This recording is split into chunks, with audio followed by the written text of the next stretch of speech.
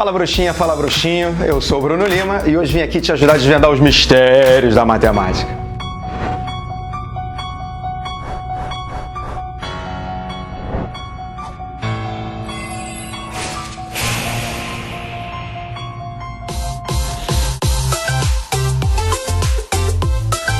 Galera, hoje é uma das aulas mais esperadas de todos os tempos do nosso canal. Antes da gente começar a falar sobre trigonometria, você que está chegando aqui no nosso canal pela primeira vez, aproveita para amassar o botão de inscrever-se, ativar o sininho para receber as nossas notificações, e você que já é nosso inscrito fiel, nossa inscrita fiel, sinta-se em casa, a casa é sua. Trigonometria no triângulo retângulo.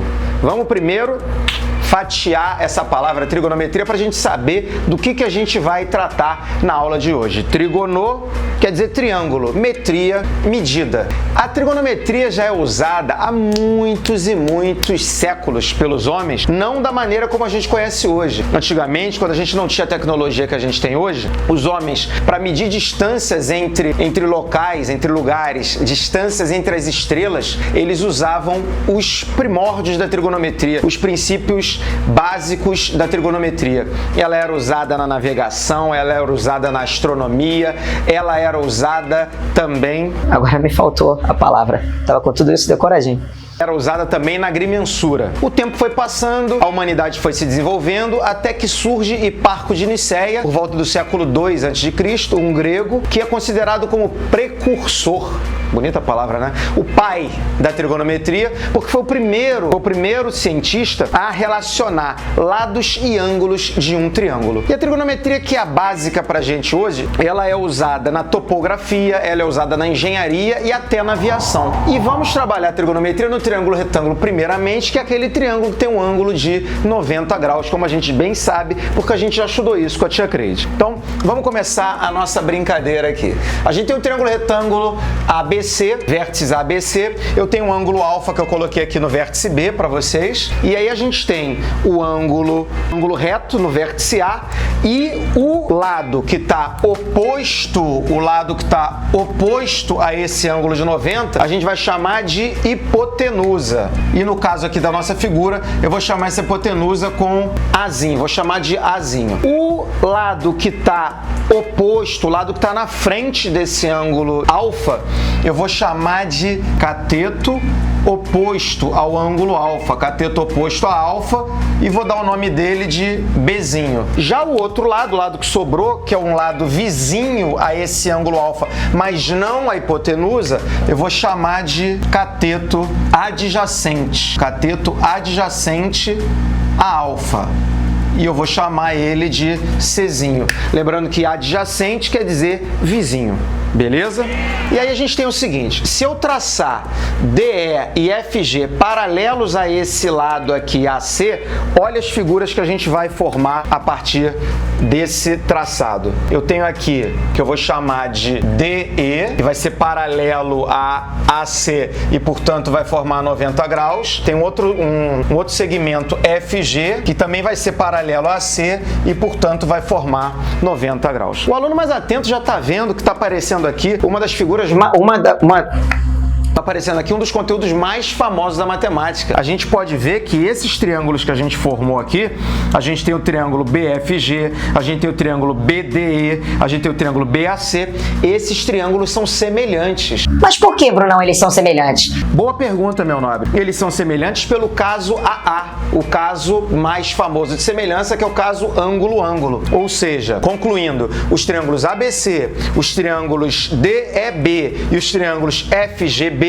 são semelhantes, olha o símbolo de semelhança aqui, pelo caso AA, porque eles têm esse ângulo alfa, que é um ângulo comum, que aparece em todos eles, e mais um ângulo, que é o ângulo de 90 graus. E se os triângulos são semelhantes, o que a gente tem? Triângulos semelhantes possuem lados proporcionais e ângulos congruentes. Vamos trabalhar com essa situação dos lados proporcionais. Se os lados são proporcionais, olha o que a gente pode concluir. Esse lado AC, trabalhando com um triângulo maior, tá? Esse lado AC está para esse lado BC, assim como esse lado DE está para este lado BE. Este lado FG está para este lado BG. Se a gente for colocar isso aqui de uma maneira mais elegante, a gente vai perceber que a gente tem cateto oposto sobre hipotenusa, cateto oposto sobre hipotenusa, cateto oposto sobre hipotenusa. Vamos escrever isso? Cateto oposto ao ângulo alfa sobre hipotenusa.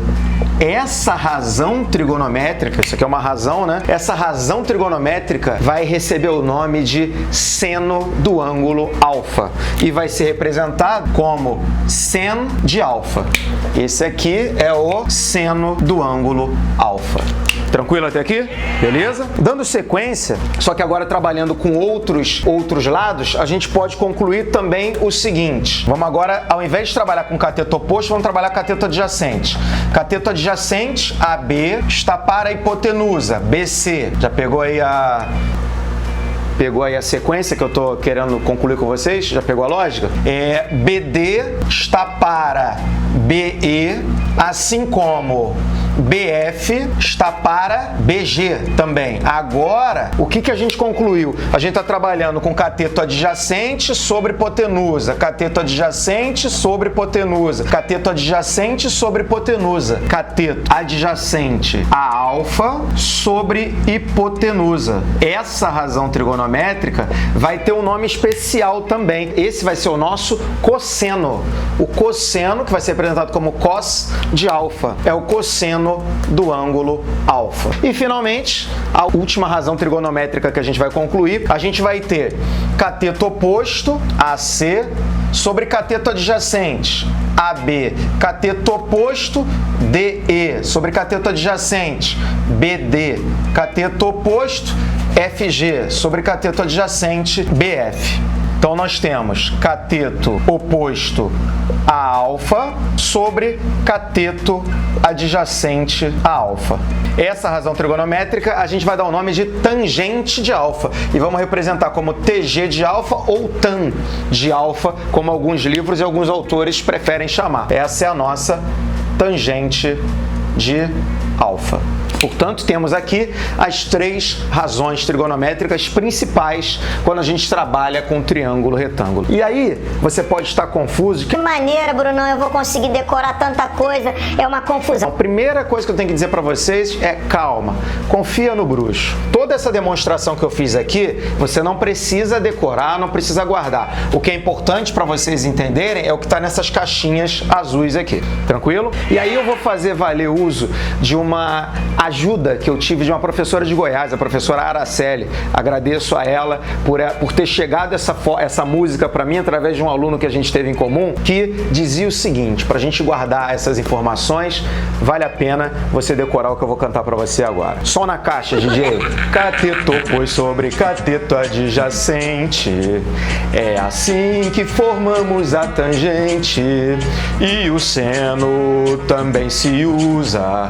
Cateto oposto sobre hipotenusa, cateto oposto sobre cateto adjacente, é assim que formamos a tangente, e o cosseno também se usa. Cateto adjacente sobre hipotenusa, cateto oposto sobre cateto adjacente, é assim que formamos a tangente, e o seno também se usa. Cateto oposto sobre hipotenusa, cateto oposto sobre cateto adjacente, é assim que formamos a tangente, e o cosseno também se usa. Cateto adjacente sobre hipotenusa. Valeu? Guarde isso no fundo do seu coração. É uma maneira que a gente tem, mais um recurso que a gente tem de guardar a fórmula e não esquecer na prova. E um detalhe importante: cada ângulo que a gente vai trabalhar nas nossas provas, de 1 grau até 89 graus, eles têm uma tabela, e reza a lenda que essa tabela foi construída pelo Hiparco de Nicéia, o papai da trigonometria. Ela vai ter uma tabela trigonométrica que vai ter o seno, o cosseno e a tangente de todos esses ângulos de 1 até 89 graus. Portanto, numa questão questão que peça um ângulo de 10 graus, um ângulo de 27 graus, um ângulo de 75 graus, que peça seno, cosseno ou tangente deles, o enunciado vai ter que dizer pra gente quais são esses valores. Ninguém vai ser obrigado, obviamente, a decorar todos esses valores. Se você quiser, fique à vontade. Agora vamos resolver, pra gente praticar esses conceitos que a gente viu na aula de hoje, uma questão que caiu na UERJ envolvendo esses conceitos básicos, esses primeiros conceitos de trigonometria no triângulo retângulo. O enunciado dizia o seguinte: observe a bicicleta e a tabela trigonométrica. Aí o editor vai facilitar a minha vida e vai desenhar a bicicleta e a tabela para vocês. Os centros das rodas estão a uma distância PQ igual a 120 centímetros e os raios PA e QB medem, respectivamente, 25 centímetros e 52 centímetros. De acordo com a tabela, qual o valor do ângulo AOP? Aí ele dá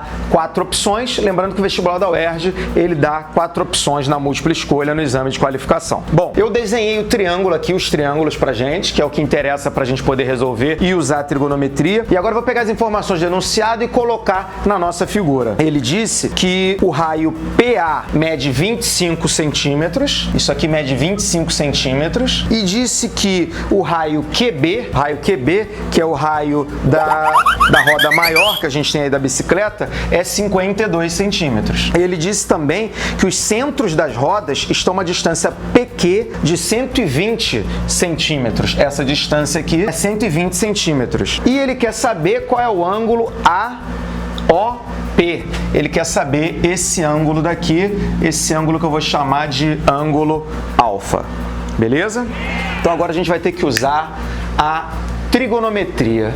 Mas, aparentemente, um detalhe importante, a gente vai colocar aqui o ângulo de 90, né? Obviamente, a gente está marcando, a gente tem que lembrar que o raio sempre chega formando 90 graus com uma reta, um segmento tangente a essa circunferência. Aparentemente, a gente não tem como sair, a gente não está vendo nenhuma relação que possamos usar para poder matar essa questão. Só que o aluno mais atento vai perceber que eu posso fazer a seguinte jogada.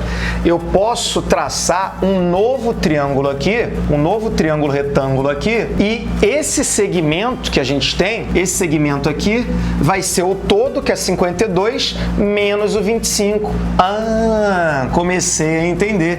Então isso aqui vai ser 27 centímetros. E esse ângulo alfa, por retas paralelas cortadas por uma transversal, ele vai aparecer aqui também. E aí, se a gente trabalhar esse triângulo daqui, vou chamar esse triângulo de PQR, vou chamar esse ponto de ponto R, trabalhando esse triângulo PQR, nós temos cateto oposto sobre hipotenusa. E o seno também se usa. Cateto oposto sobre hipotenusa. Vou usar o seno de alfa, cateto oposto sobre hipotenusa. Temos 27 sobre 120. O que a gente pode fazer aqui agora é fazer essa divisão para achar um número decimal, já que a tabelinha aí que ele deu pra gente na questão está em número decimal. Fazendo essa divisão aqui, a gente vai ter 27 não dá para dividir por 120. Vamos para décimos, vai dar 0,2, 24, sobra 30, 30 não dá, vamos para centésimos, 300 dividido por 120 vai dar aproximadamente 2, que vai dar 240, 60 vai dar o seno de alfa. O seno de alfa vai ser 0,225. E aí a gente vai na tabela, a gente vai para a tabelinha e vai ver na tabela do seno que o ângulo cujo seno é 0,225 é o ângulo de 13 graus, portanto, alfa é igual a 13 graus e encontramos o valor do ângulo que é representado pelo alfa. Temos essa opção? Sim, letra C de Saci, mete um xão aí, meu nobre. E aí, galera, valeu? Conseguiram entender essa questão da UERJ? Conseguiram entender os conceitos básicos de trigonometria? Um conteúdo que é super badalado, super pop e que você tem que aprender, não só no ensino fundamental, como também vai ser muito usado no ensino médio. Espero que essa aula tenha ajudado você. Se ajudou, já deixa o joinha, já compartilha esse vídeo com geral, comenta o que você gostou e comenta também o que você não gostou e o que você gostaria de ver aqui no nosso canal. Obrigado pela audiência e valeu!